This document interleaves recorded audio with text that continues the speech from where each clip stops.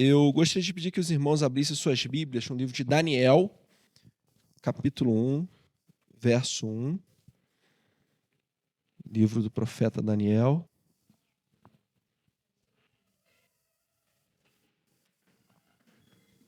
Beleza. Capítulo 1, verso 1. Eu quero pensar com os irmãos hoje sobre o seguinte tema: o poder de uma decisão. E se Deus assim permitir, nós iremos refletir nos próximos encontros sobre os capítulos subsequentes de Daniel. Eu quero fazer com os irmãos um estudo profundo, exegético, hermenêutico. Eu acho que é um texto muito interessante. Daniel, capítulo 1, verso 1. Diz assim a palavra do Senhor: No terceiro ano do reinado de Jeoaquim, rei de Judá, Nabucodonosor, rei da Babilônia, veio a Jerusalém e a sitiou. E o Senhor entregou Jeoaquim, rei de Judá, nas suas mãos e também alguns dos utensílios do templo de Deus. Ele levou os utensílios para o templo do seu Deus, na terra de Sineá, e os colocou na casa do tesouro do seu Deus. Depois o rei ordenou a Aspenaz, o chefe dos oficiais da sua corte, que trouxesse alguns dos israelitas da família real e da nobreza, jovens, sem defeito físico, de boa aparência, cultos, inteligentes, que dominassem os vários campos do conhecimento e fossem capacitados para servir no palácio do rei. Ele deveria ensinar a língua e a literatura dos babilônios. De sua própria mesa, o rei designou-lhes uma porção diária de comida e de vinho. Eles receberiam um treinamento durante 3 anos e depois disso passariam a servir o rei. Entre esses estavam alguns que vieram de Judá: Daniel, Ananias, Misael e Azarias. O chefe dos oficiais deu-lhes novos nomes. Daniel deu o nome de Beltesazar, Ananias Sadraque, Misael Mesaque e Azarias Abidnego. Daniel, contudo, decidiu não se tornar impuro com a comida e com o vinho do rei, e pediu ao chefe dos oficiais permissão para se abster deles. E Deus fez com que o homem fosse bondoso para com Daniel e tivesse simpatia por ele. Apesar disso, ele disse a Daniel: Tenho medo do rei, o meu senhor, que determinou a comida e a bebida de vocês. E se ele os achar menos saudáveis que os outros jovens da mesma idade? O rei poderia pedir a minha cabeça por causa de vocês. Daniel disse então ao homem que o chefe dos oficiais tinha encarregado de cuidar dele, de Ananias, Misael e Azarias: Peço que faça uma experiência com os seus servos durante 10 dias. Não nos dê nada além de vegetais para comer e água para beber. Depois compare a nossa aparência com a dos jovens que comem a comida do rei, e trate os seus servos de acordo com o que você concluir. Ele concordou e fez a experiência com eles durante 10 dias. Passados os 10 dias, eles pareciam mais saudáveis e mais fortes do que todos os jovens que comiam a comida da mesa do rei. Assim, o encarregado tirou a comida especial e o vinho que haviam sido designados, e em lugar disso lhes dava vegetais. A esses 4 jovens, Deus deu sabedoria e inteligência para conhecerem todos os aspectos da cultura e da ciência. E Daniel, além disso, sabia interpretar todo tipo de visões e sonhos. Ao final do tempo estabelecido pelo rei para que os jovens fossem trazidos à sua presença, o chefe dos oficiais os apresentou a Nabucodonosor. O rei conversou com eles e não encontrou ninguém comparável a Daniel, Ananias, Misael e Azarias, de modo que eles passaram a servir o rei. O rei lhes fez perguntas sobre todos os assuntos que exigiam sabedoria e conhecimento, e descobriu que eram 10 vezes mais sábios do que todos os magos e encantadores de todo o seu reino. Daniel permaneceu ali até o 1º ano do rei Ciro. Senhor, meu Deus, meu Pai, aqui está a tua palavra, aqui está o teu povo, aqui está o teu servo. Que o Senhor venha fazer uma obra no meio de nós e cada um saia daqui com o coração edificado, mais semelhante ao teu Filho amado, nosso Senhor e Salvador Jesus Cristo. E em nome de Cristo Jesus que oramos e agradecemos. Amém. O que está acontecendo aqui, né? Isso aqui é um processo clássico, básico, de dominação de um povo que ocorreu na história da humanidade, eu diria talvez até a Segunda Guerra Mundial, mais ou menos. Após a Segunda Guerra Mundial, você começa o período de descolonização do mundo e hoje em dia, raramente, isso acontece com algumas exceções. Você tem, por exemplo, a guerra da Rússia com a Ucrânia, que é uma questão de território, mas, via de regra, não existe mais esse tipo de coisa. Mas o que está acontecendo aqui? A Babilônia invadiu o Reino do Sul, o Reino de Judá. Lembrando que Israel já havia sido dominada há alguns séculos, antes, 2 séculos mais ou menos. Então, o Reino de Judá ele foi invadido e o rei Nabucodonosor ele leva alguns jovens para a Babilônia. Lembrando que esse movimento ele ocorre em várias levas. Então, Nabucodonosor vem uma primeira vez, leva alguns jovens, alguns nobres para a Babilônia, né? Judá continua reinando, né? Mas como um reino vassalo da Babilônia. Então, o que eles têm que fazer? Olha, eu vou deixar você reinando aí, mas você vai ter que me pagar um tributo anual, você vai ter que me pagar um dinheiro. Isso dura mais ou menos uns 10 anos, e aí Judá vai deixar de pagar isso, vai tentar se aliar ao Egito. Nabucodonosor vai descobrir, vai voltar a atacar Judá. Isso está muito bem descrito no livro de Jeremias. Jeremias é o profeta que ele está no cerco de Judá, quando Judá está sendo cercada. Lembre-se que todas as vezes que você lê na Bíblia, no Velho Testamento, a palavra cidade é um local murado, né? Se você viu aquele filme Troia, guardadas as devidas proporções, é mais ou menos aquilo. Qualquer local, Jericó, qualquer local, é cidade, é murado. Tanto que Nabucodonosor ele vai cercar Judá por alguns anos, 2, 3 anos mais ou menos, e aí o muro vai cair, né? O rei Zedequias vai morrer, aquela coisa toda. Ele leva mais algumas pessoas para o exílio, então depois vai ter mais 2 viagens. Então, basicamente, são 4 momentos onde pessoas são levadas do reino de Judá para a Babilônia. E o retorno é a mesma coisa, também são em levas, né? Dura 70 anos, mas retornam em levas. Esse aqui é o primeiro momento. Então, o que está acontecendo aqui? Pensa em Daniel.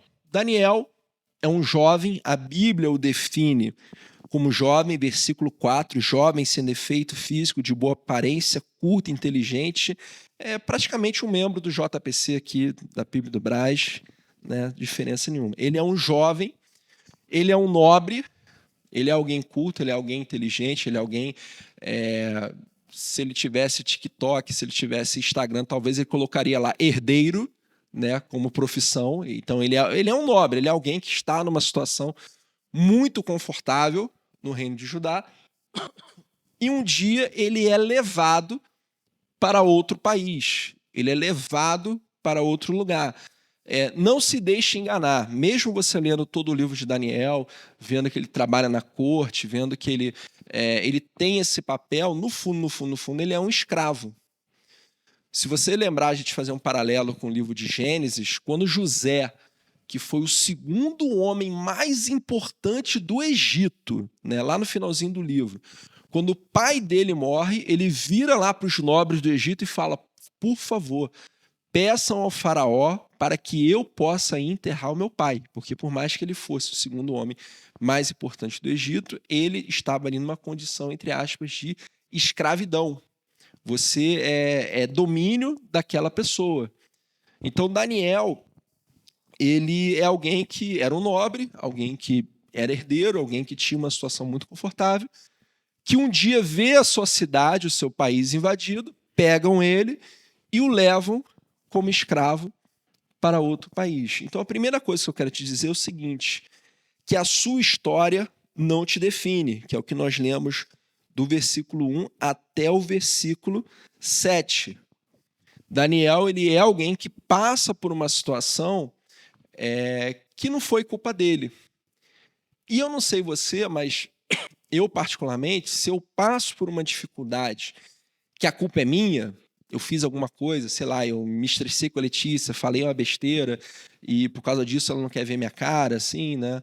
Mas dura só uma noite, mas enfim. Se acontece isso, eu processo melhor do que se, por exemplo, ela tá brava com uma pessoa que não tem nada a ver comigo e briga comigo. Vocês estão entendendo a diferença?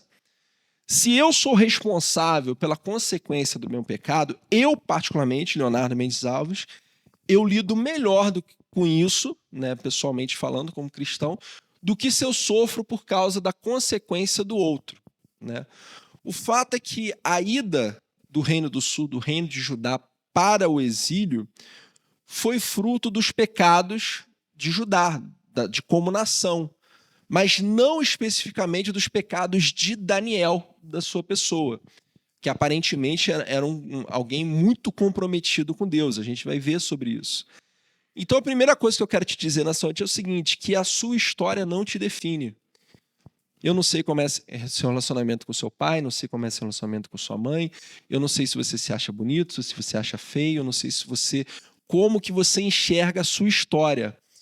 Mas eu sei que a Bíblia me diz que a sua história ela não te define, porque dentro da lógica bíblica, o final é mais importante do que o início. Você pega lá o livro de Jeremias, e tem um trecho lá que eu acho muito interessante, né, que Deus vai dizer para o profeta, se você tiver um homem justo, que faz tudo bonitinho, lindinho, maravilhoso, aí ele faz uma lista de pecados que essa pessoa não comete, mas ele, confiando na sua justiça, ele começa a pecar, ele morrerá. Mas se ele tiver um filho que é pecador, faz e no final ele se arrepende, ele vive tudo, o que vai acontecer com ele? Ele viverá. Então a primeira coisa que eu quero dizer é que dentro da lógica bíblica, o final é mais importante do que o começo. Pensa na lógica de um filme. Às vezes você pega lá, liga um filme, começa a assistir, filme chato, no meio melhora, no final tem aquele plot twist, você fica... Caramba, que filmaço. Mas o início e o meio foram horríveis, mas do meio para lá melhorou. Então a primeira coisa é que a sua história não te define. A segunda coisa, e eu quero que vocês pensem, né? Ouçam tudo que eu estou falando com o seguinte tema no coração: o poder de uma decisão. O versículo 8, a sua decisão é pessoal. Diz o versículo 8, se você puder deixar sua Bíblia aberta, será bom.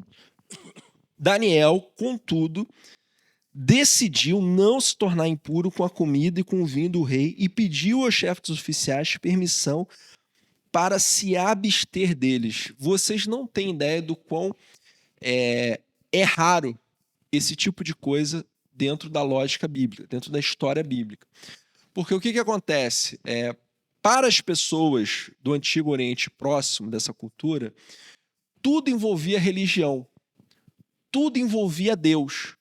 Então, quando um povo guerreava contra outro povo, o povo que ganhava, ele era tido como, esse aqui é o que tem um Deus forte, você que perdeu tem um Deus fraco.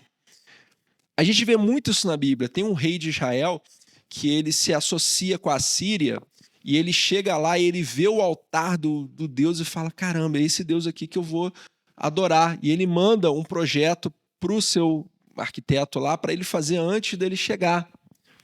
Para eles, tudo envolvia Deus. Para eles, tudo envolvia religião.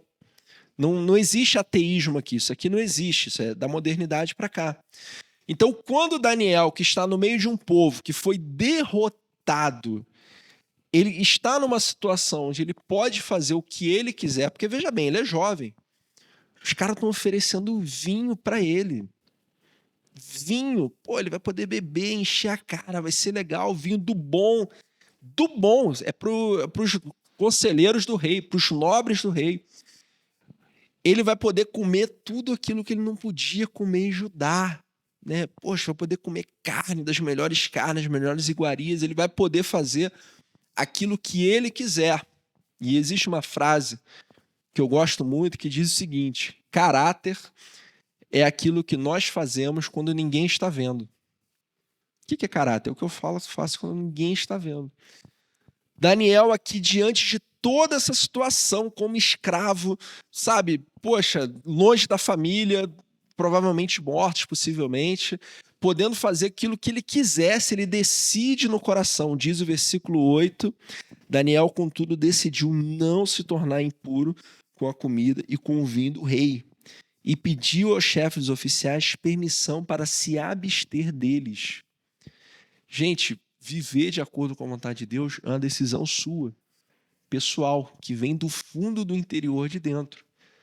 eu não posso fazer por você, ninguém pode fazer por você. Você faz porque você entende, porque você olha para Deus e fala: caramba, ele morreu por mim na cruz do Calvário. Por amor a ele, eu vou viver de acordo com a sua vontade. É uma decisão, sabe, sua. Ninguém pode decidir. Quando eu era criança, tinha um desenhozinho animado, né? Vou denunciar a idade aqui, né? Chamado Capitão Planeta. E o slogan no final do desenho qual era? O poder é de vocês. Então é você que faz, é você que toma a sua decisão. Eu posso ser o melhor pastor do mundo, obviamente que não sou, mas eu posso ser o melhor pastor de jovens da galáxia, né? Se você não quiser viver de acordo com a vontade de Deus, eu não posso fazer nada por você. Eu posso sentar com você, eu posso orar por você, eu posso caminhar com você, eu posso estar junto com você. Você está agarrado no pecado, a gente senta, conversa e vamos caminhar e vamos vencer tudo, mas é uma decisão individual que Daniel toma aparentemente por motivo nenhum. Porque hoje em dia, muita gente toma um motivo ao lado de Jesus para ter um ganho, né? Não, vou para essa igreja aqui porque quem chega aqui, né, chega junto, Deus abençoa. Não, eu vou para a igreja porque eu vou receber isso, vou receber aquilo, né?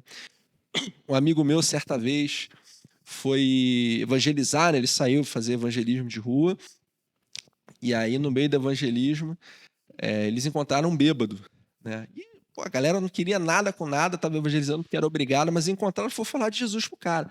Ô, e aí, Jesus, não sei o quê, tu quer ir para a igreja, tudo assim, cara, sei lá, uns 20 e poucos anos. Aí alguém teve a feliz ideia de virar para ele e falar: ó, vai lá para a igreja porque a igreja tá cheia de gatinha, pô, um monte de menininha bonitinha, tudo. Aí o bêbado parou assim e falou: olha, você me desculpe, mas se eu for para a igreja vai ser por causa de Jesus, não é por causa de mulher, não. Acho que se eu tivesse do lado eu ia gritar: fala, Deus, porque é verdade. Então Daniel, sem motivo nenhum, ele toma uma decisão ao lado de falar: Deus, olha, dependendo das circunstâncias, eu vou viver de acordo com sua vontade. E o texto continua. Mesmo na vontade de Deus, preste muita atenção nisso em nome de Jesus. Mesmo na vontade de Deus, há dificuldades. Versículos 9 e 10. E Deus fez com que o homem fosse bondoso para com Daniel e tivesse simpatia por ele. Apesar disso, ele disse a Daniel: tenho medo do rei, meu senhor, que determinou a comida e a bebida de vocês. E se ele os achar menos saudáveis que os outros jovens da mesma idade, o rei poderia pedir a minha cabeça por causa de vocês. Perceba que é ler do engano a gente achar que, eu vou fazer a vontade de Deus e vai dar tudo certo. Eu vou fazer a vontade de Deus e não vai dar nada errado, não vou passar por dificuldades, por lutas, por sofrimentos. Eu já participei de alguns projetos chamados Jesus Transforma, né? Acredito que a maioria que conhece. É um projeto de 15 dias da Junta de Missões Nacionais. Ou você planta uma igreja do zero, ou você revitaliza alguma igreja. Então é um projeto bem interessante. E em uma das trans que eu participei, se eu não me engano, foi da Trans Minas, em 2009. A gente foi revitalizar a igreja de Itajubá. Eu estava conversando com um irmão que estava me explicando que na trans anterior, uma irmãzinha, já de uma certa idade, foi para trans e de repente começou a passar mal, tiveram que levar para o hospital. E aí foram investigar. Essa irmã tinha um problema do coração crônico. Assim, aquele problema assim, você tem que tomar esse remédio todo dia, senão você vai morrer. Vai de arrasta para cima. Mas a irmã achou que por estar... Não, eu estou aqui no projeto Jesus se transforma. Isso é sério, não estou zoando. Ela falou. Então, durante 15 dias eu vou ser revestida do Espírito Santo e eu não preciso tomar o meu remédio, que o meu médico falou que se eu não tomar eu vou morrer. Eu estou falando sério, eu não estou zoando. Obviamente que ela passou mal, aquela coisa toda, voltar a tomar o remédio, essa coisa toda. Mas o fato é que existem pessoas que pensam assim: não, se eu fizer a vontade de Deus e se eu não pecar, vai dar tudo certo. Bom, primeiro que não tem como não pecar, já começa por aí. A gente se esforça para pecar pouco, a gente se arrepende sempre, né? Se você disser assim: eu não peco, então, né? Vamos ler a Bíblia aqui, né? Não existe essa possibilidade, desculpa. Seu nome é Jesus, né? Fora isso.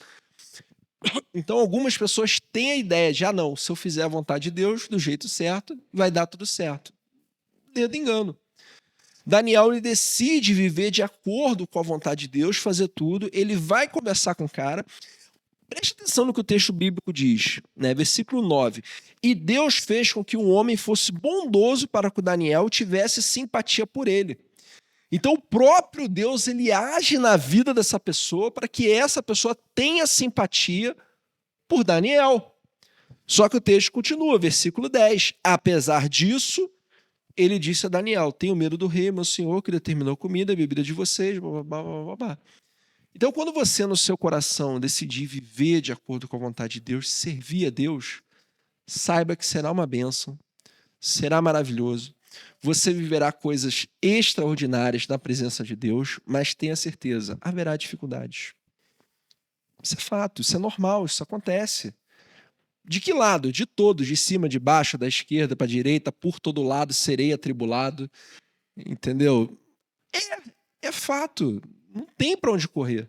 E quanto mais eu aceito isso e eu vivo, quando eu amadureço, né, quando eu tenho maturidade para entender, eu vou servir a Deus, é fato que existirão dificuldades, mas elas não vão me fazer desanimar. Eu vou continuar servindo a Deus independente das circunstâncias. Porque eu não sirvo a Deus por aquilo que Ele vai fazer na minha vida, mas por aquilo que Ele já fez, que foi morrer por mim na cruz do Calvário. Continuando. Muitas vezes a resposta está na sabedoria. Acompanhe comigo o versículo 11 a 14. Daniel disse então ao homem que o chefe dos oficiais tinha encarregado de cuidar dele, e de Ananias, Misael e Azarias: peço que faça uma experiência com os seus servos durante 10 dias. Não nos dê nada além de vegetais para comer e água para beber. Depois compare a nossa aparência com a dos jovens que comem a comida do rei e trate os seus servos de acordo com o que você concluir. Ele concordou e fez a experiência com eles durante 10 dias. Perceba que uma das coisas mais maravilhosas que Deus pode nos dar, e diz a Bíblia, lá em Tiago, por exemplo, que Deus pode nos dar, que é a sabedoria. O que é sabedoria? Sabedoria é saber agir da melhor forma possível para glorificar a Deus. Às vezes a gente ouve a palavra sabedoria e fica imaginando alguém assim idoso, né, que fala calminho, possivelmente oriental, assim, de nome Confúcio, sei lá. Só que não é nada disso do ponto de vista bíblico, né? A Bíblia, ela vai dizer que é melhor ser um jovem sábio do que um velho tolo que não se deixa de molestar. Ou seja, primeiro, idade não quer dizer sabedoria. Já começa por aí. Você pode ser um jovem sábio e você pode ser um velho tolo. Assim como você pode ser um jovem tolo e você pode ser um velho sábio. A sabedoria é algo que nós adquirimos no nosso relacionamento com Deus. Eu, particularmente, ao ler a Bíblia, né, eu percebo que algumas coisas elas se repetem, né? Você pega, por exemplo, a história de Jesus, são 4 evangelhos. E eu tenho a impressão, digo eu, não o Senhor, se você discordar, tudo bem, heresia minha, mas que aquilo que está na Bíblia, que é repetido, né? Eu não vou dizer que é mais importante, mas se repetiu é porque, né, eu sou professor, estou dando a matéria. Chega perto da prova, eu faço uma revisão, né, porque provavelmente aquela revisão vai cair na Bíblia, vai cair na prova, né? Assim como, por exemplo, amar a Deus acima de todas as coisas e amar o próximo como a si mesmo, se repete 3, 4 vezes na Bíblia. Está na lei, no Velho Testamento, e está nos Evangelhos, né? Deus resiste ao soberbo, mas concede graça aos humildes. Tiago 4,6, 1 Pedro 5,5, Provérbios 3,34. 3 vezes. Poxa, então é um negócio que eu vou dar atenção. O princípio da sabedoria é o temor ao Senhor. Salmo 111, 10. Mas também vai se repetir algumas vezes no livro de Provérbios. O princípio da sabedoria é o temor ao Senhor. E quando eu falo temor, eu não estou dizendo de medo. Caramba, Deus vai me bater se eu não fizer aquilo que Ele quer. Mas é um temor no sentido de respeito. Eu vou levar a sério aquilo que Deus fala. Eu vou levar a sério a sua lei. Porque a pior condição que o indivíduo pode ter é conhecer a palavra de Deus, e de forma proposital, diametralmente oposta, bonito, depois quem for fazer prova do Enem coloca diametralmente, né? Mas de forma contrária, vai lá e faz o errado. Quem conhece a palavra de Deus e vai fazer exatamente aquilo que ela não diz para não fazer, está na pior condição possível. Jesus disse, Lucas 12, 47 e 48, aquele que, preste atenção, em nome de Jesus, aquele que não sabe a vontade do seu Senhor e não a faz, é castigado com poucos açoites. Agora, aquele que sabe a vontade do seu Senhor e não faz, é castigado com muitos açoites. Os dois pecam do mesmo jeito, mesmo nível, só que um não sabe e outro sabe. O que não sabe é castigado com poucos. O que sabe é castigado com muitos, né? Não sei se vocês já viram aí, mas via de regra, você pode conhecer aí alguém que não é cristão, um incircunciso filisteu, sei lá, né?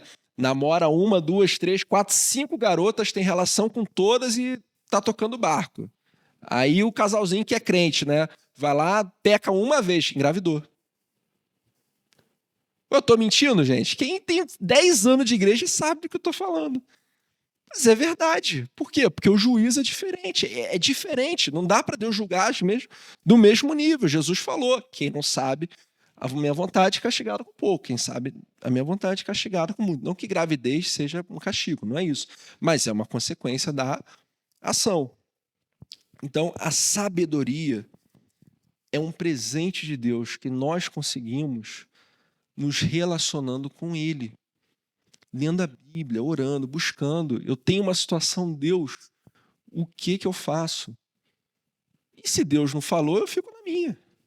Caramba, tem que tomar uma decisão aqui. Ora, coloca diante de Deus.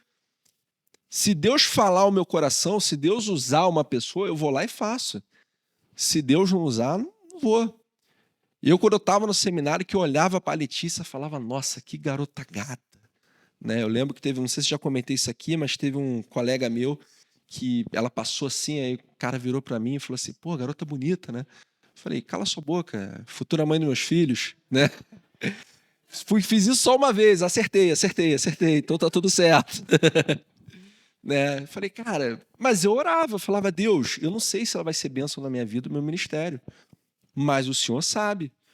Então, se for para ela ser bênção na minha vida, no meu relacionamento contigo, poxa, vamos caminhar junto. Se o Senhor quiser, eu quero. Né? Me abençoa, vamos lá. Mas se não for para ser, não vai, acabou. Entendeu? Por quê? Porque Deus tem que estar em primeiro lugar. Às vezes a pessoa está preocupada com dinheiro, está preocupada com emprego, está preocupada com faculdade, está preocupada em casamento, namorar, quando a única preocupação nas nossas vidas é o nosso relacionamento com Deus. Mateus 6,33, busque em primeiro lugar o reino de Deus e a sua justiça. E todas essas coisas, faculdade, dinheiro, casa, marido, esposa, filho, casa na praia, caramba, 4, serão o quê? Acrescentadas.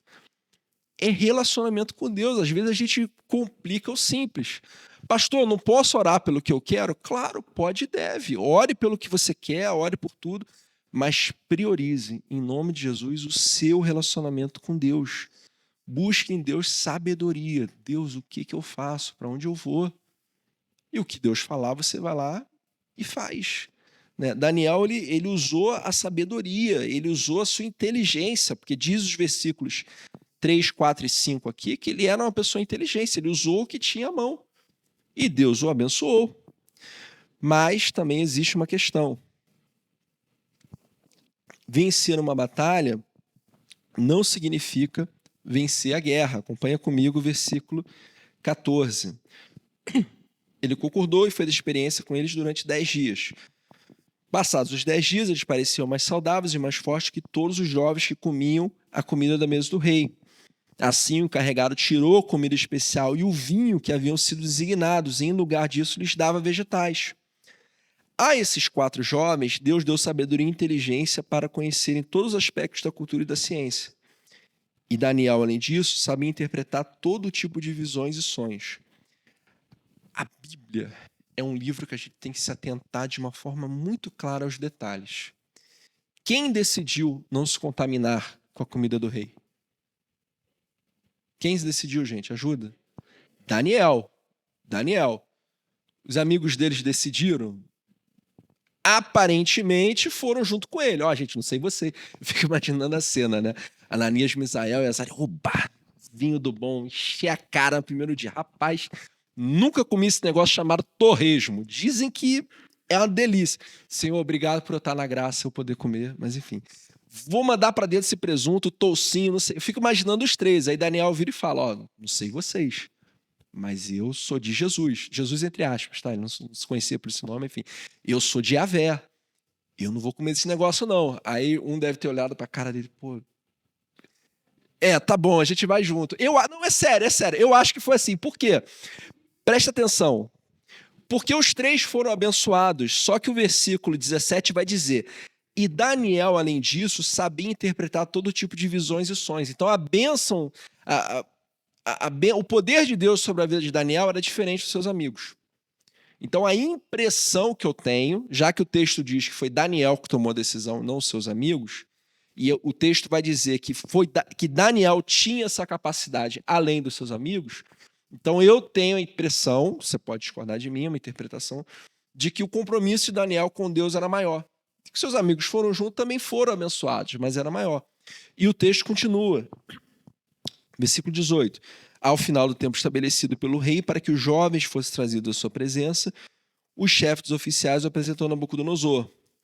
O rei conversou com eles e não encontrou ninguém comparável a Daniel, Ananias, Misael e Azarias, de modo que eles passaram a servir o rei. O rei lhes fez perguntas sobre todos os assuntos que exigiam sabedoria e conhecimento e descobriu que eram 10 vezes mais sábios do que todos os magos e encantadores de todo o seu reino. Daniel permaneceu ali até o primeiro ano do rei Ciro. Então você percebe que, de novo, há um destaque à pessoa de Daniel. Perceba que ele passa por uma luta, passa uma dificuldade. O capítulo 1 acabou, e legal, sobreviveu, tudo. Mas quando você olha todo o contexto do livro de Daniel, eu não vou entrar muito no capítulo 2, porque a gente vai ver em algum outro momento, né? Você percebe que o versículo 17, e Daniel, além disso, sabia interpretar todo tipo de visões e sonhos. Então, perceba que Daniel assume o compromisso com Deus, ele recebe essa capacidade de interpretar visões e sonhos, e no capítulo 2, Nabucodonosor ele vai ter um sonho. E ele vai ser questionado. E ele vai virar para os caras e vai dizer assim, ó, você tem que me dizer o que eu sonhei. Tem noção da loucura? Mateus, fala o número agora que eu estou pensando. Errou. Mas se a gente estivesse em casa, eu ia dizer, acertou, a louça é sua. Aí ninguém erra. Pode ir, entendeu? O rei ele fala, ó, você tem que adivinhar o que eu sonhei. Gente. Mas Daniel, e o rei ele tá tão injuriado que ele fala, eu vou matar todo mundo, porque vocês estão querendo me enganar. Quem interpreta o sonho do rei? Daniel. Quem sobrevive? Daniel. Para encerrar, a Bíblia ela nos conta a história daqueles que viveram de acordo com a vontade de Deus, daqueles que viveram fazendo o seu propósito. Junto com Daniel, haviam ali, eu posso falar seguramente, dezenas, talvez centenas de jovens, que a história não é contada. Não é contada por quê? Porque muito provavelmente não viveram de acordo com a vontade de Deus. Mas a história de Daniel a gente conhece Daniel porque ele assumiu o compromisso com Deus e porque ele viveu esse compromisso. E por causa disso, quase uns 2.400 anos, não, 2.200 e... arredondando aí, uns 2.304 anos, se não me falha a memória, né? 2.300, vai, arredondar, um pouquinho para mais, um pouquinho para menos. 2.300 não, 2.700. É por aí, mais de 2.000, mais de 2.500, né? A gente está falando dele. Você percebe isso? Você provavelmente conhece o nome dos seus pais, você provavelmente conhece o nome dos seus avós, mas se chegar nos bisavós, talvez você já não saiba, que são 8. Se chegar nos trisavós, que são 16. Você sabe o nome dos bisa? Você sabe o nome dos seus 8 bisavós? Eu só sei de 2 ainda assim, porque tem uma história... Oi? 2 pais, 4 avós, 8 bisavós. Então, não, mas bisavós são 8, porque são os pais dos seus avós. Você tem 4 avós, entendeu? 2, entendeu? Tá vendo? Dando aula de matemática, mas enfim, né? Pois é, multiuso. Ontem eu me formei em pedagogia, gente. Então agora eu posso dizer que sou pedagogo. Isso aí. Foi online 6 meses, mas o que vale é o diploma. Mas enfim, você não sabe. Eu sei de 2 bisavós, porque uma veio da Itália e tem toda uma história assim, que um dia eu conto para vocês. Mas Daniel, mais de 2.500 anos, a gente está falando sobre ele. E a gente está falando sobre o seu compromisso com Deus. A gente está falando sobre o que Deus fez na vida dele. E aí eu te pergunto nessa noite, que não tem como a gente terminar esse momento sem eu te fazer essa pergunta. Qual que é a decisão da sua vida? Qual que é a decisão mais importante da sua vida? Porque pode não parecer, mas uma decisão, ela define uma série de coisas. E um sim é acompanhado de milhões de bilhões de não. Quando eu disse sim para Letícia, eu disse não para bilhões de mulheres que existem no... Não que as bilhões de mulheres quisessem casar comigo, mas mesmo que elas quisessem, eu disse sim para Letícia, acabou. Então, né, não tem mais o que fazer, paciência, vida que segue. Percebe? Uma decisão, um sim, tem um monte de não. Você decide, vou fazer dieta. Aí no dia seguinte, seu namorado, sua namorada leva brigadeiro para você. Aí você tem vontade de jogar quem pela janela? Ele. E comer o brigadeiro. É verdade. A minha esposa não gosta que eu faça academia. Quando eu comecei, todo dia tinha um brigadeiro em casa. Ela me quer feinho, gordinho, barrigudinho, para que só ela me queira. Mas ninguém olhe para mim. Mas eu quero fazer exercício, que eu quero crescer. Eu quero viver muitos anos, né? Já falei para Laila, vou te pegar no colo até os 50, porque você vai estar com 50, eu vou estar com 90. Então haja agachamento aí para poder treinar. Enfim, qual que é a decisão da sua vida? Se no seu coração você decidir, eu vou viver de acordo com a vontade de Jesus em tudo, essa decisão vai nortear os sites que você vai entrar, os amigos que você vai viver, as palavras que você vai falar, as piadas que você vai contar. Tudo em você vai ser diferente. E é uma decisão. Eu vou viver de acordo com a vontade de Jesus ou não? É só eu posso decidir por mim. Eu olho para os meus filhos e falo assim, caramba, eu quero que eles tenham compromisso com Jesus, mas não sou eu que decido. Não sou eu. Pode ser que daqui a 10, 15, 20 anos, sei lá, Marcos Lúcio chuta a bola pra caramba, vai que vira jogador de futebol aí e esquece quem é Cristo. Não sei. Posso orar por eles, posso fazer tudo, mas a decisão é deles. Da mesma forma que a sua decisão é sua, a sua vida é sua, a minha vida é minha. Pô, eu vou ser um pastor meia boca, eu vou levar a sério isso daqui. Pô, eu vou ser um bom marido, eu vou ser um bom filho, né? Minha mãe daqui a pouco, né? Minha mãe já está numa certa idade. Não vou dizer o nome para não haver comparações, mas enfim. Daqui a pouco ela vai precisar de cuidados. Eu vou colocar ela no asilo, eu vou levar ela para casa para cuidar. E aí? Nos últimos dias, a oração que eu tenho mais feito é uma oração só com 2 palavras. Como Jesus. Eu quero ser um marido, como Jesus. Eu quero ser um pregador, como Jesus. Eu quero ser um pai, como Jesus.